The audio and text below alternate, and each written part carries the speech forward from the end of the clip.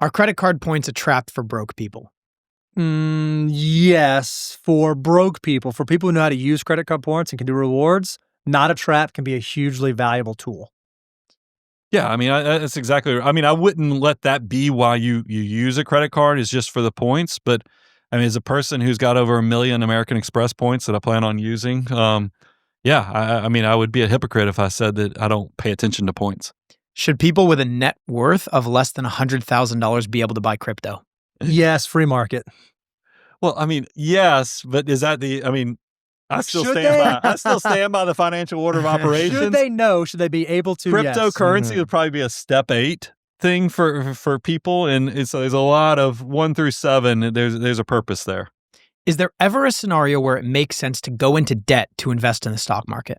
I don't like. I mean, no. I mean, I think about the fact that if you're starting a business, you'll run debt sometimes to start your venture, and that makes it risky as a whole. But to go buy the S&P 500 on margin or something like that, that's something that I would not tell the typical person to go do. No, never a necessity.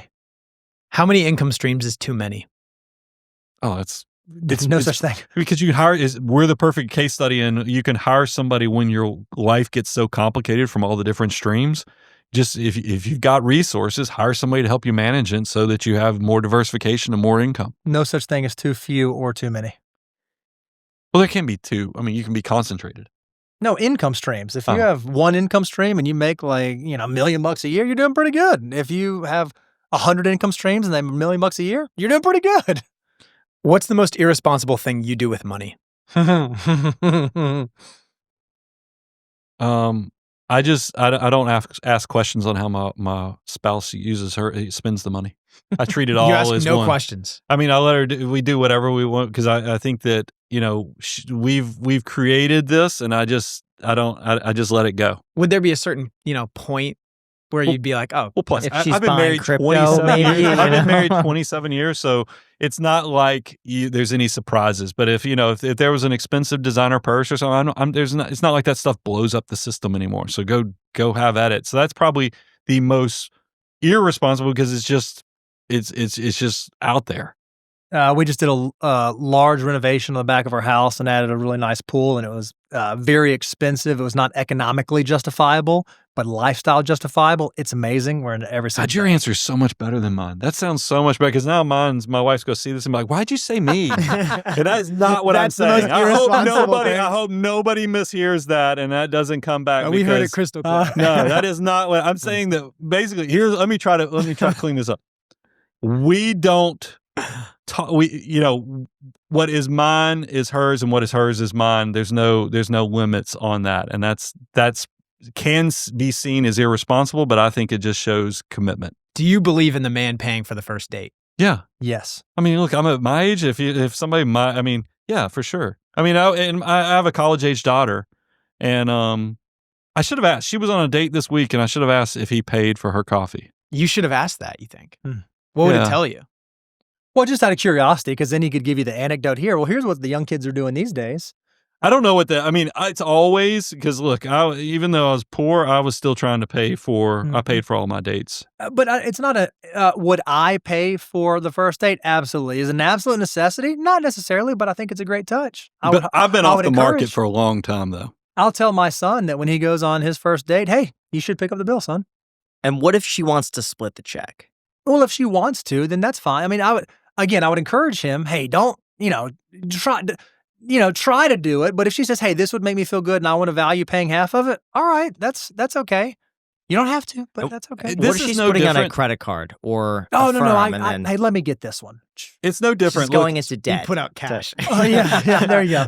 I like, you'll be out with a couple and maybe somebody picked up the rounds or something and you try to buy the meal. If you can tell that there's discomfort, you back away from that and you let them, you split the bill. Yep. And I think that's the way if I was giving guidance to my son or daughter, I'd say, look, yes, try to pay the bill, but if you can tell there's discomfort or the person doesn't appreciate what you're trying to do, or because you're maybe breaking some feeling they have, then yeah, just split it.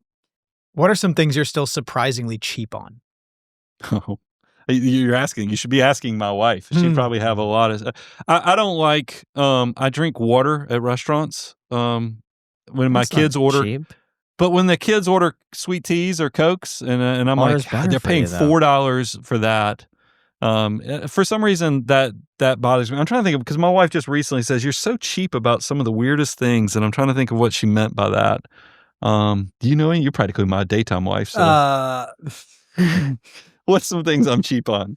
If he wants to buy I'm actually going to answer this. If he wants to buy something online, he can never just pay flat retail. He always has to figure out, is there a way that I can get some sort of deal? Is there a discount code? Is there something I can do? And I'm like, Brian, it doesn't matter. It's $20. Just pay the 20. Matter of fact, pay him $25. We're literally losing money trying to wait for you to pay for this thing. Just let it go. But he has to always feel like he gets a deal. The journey is half of the fun, of the preparation and the thing. I think that's why I'm a good planner. Is I love it's like vacation. What's more fun, the actual vacation or the preparation for the vacation? So what's the most of time value you've ever lost spending like copious amount of time researching something to save a few dollars? Is there anything that you just think back on and you're like, okay, that was way too much? No, because I just keep repeating it. I mean, I'm researching dehumidifiers because it's so humid here, and I still haven't bought the one because I keep going and price shopping and trying to figure out what's the best way to do this. That's $50. Yeah, I mean, it is, so it's not worth it, but there's that's what I would tell. We see this with our clients too, by the way. There's a reason. One of the biggest things we do as financial planners is it's not the Susie Orman saying no to everything. We actually try to encourage our clients to unleash or release and actually enjoy what they've built. Because I'm guilty of this too, is that, you get caught in your ways because you're rewarded for all these decades for being tight. And there comes a point where you probably should to focus on the memories and what your money can do as a tool. So how do you use AI to get better deals? Well, you can, if you want to, he just got excited. No, if you want to think about this, like my wife, we found a pair of shoes that I saw. They were like these Disney shoes that they did at this Run Disney event. Well, you can't buy them anymore. The only thing you can do is buy them on StockX or eBay and all these. You can go on AI and have it actually be the filter to start looking for all the different places that are selling it by the size. And then I've even used AI for coupon codes. Yeah. I've used it for coupon codes. Or I've even asked it, because some products are price controlled. You know when you buy, I'm trying to think of something that is like a Sonos speaker or something like that. You know that it's going to be, no matter where you buy it, it's going to all be the same price, because I think that's how they're structured. But you can go on AI and say, hey, I know this product is price controlled, but who's offering like coupon codes or discounts or rebates or gift cards?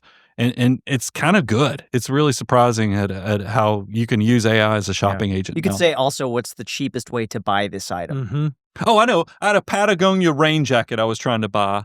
And I said, hey, this thing is the same price everywhere. And it said, hey, go to REI and here's some coupon codes. And I was like, hot dog, so I ended up. And then when I logged in, because I actually have, because an REI down the street, when I logged in the account, I also had like $15 that was just sitting in the account from a previous purchase. Look at that. So yeah, you can use like that hack has worked on Vioria, if I'm saying that right. Viore, yeah, whatever. I'm old. All these brands that are price controlled, Patagonia and all these things, you can sometimes find sellers that didn't have coupon codes, and AI can help be your agent on that. Do you see how excited we get on little things? Do you think that moves the needle? But it does from an emotional standpoint. It's just, this is why we're good at what we do. Do you think that'll never change? No, it will never change for him. If you've ever been denied a car loan, credit card, or even an apartment based off of something on your credit report, you are not alone. Most people don't even know what's hurting their score, let alone how to fix it. That's where our sponsor Dispute Beast comes in. It's an AI-powered platform that helps you find and remove outdated or inaccurate items from your credit report fast. We're talking things like late payments, old collections, or accounts that don't even belong to you. And it is surprisingly easy. All you have to do is connect your credit report, and Dispute Beast scans it for negative marks that could be dragging your score down. Then it generates custom dispute letters tailored to your situation, no templates, no guesswork. And then you can choose to download it and send it to yourself, or you can use their built-in mail service and they'll handle everything for you. It's clean, easy to use, and built by real experts. So if you're ready to take back control of your credit, go to disputebeast.com/ICH. That is disputebeast.com/ICH, or there's a link down below in the description, disputebeast.com/ICH. Thank you so much to Dispute Beast for sponsoring this clip.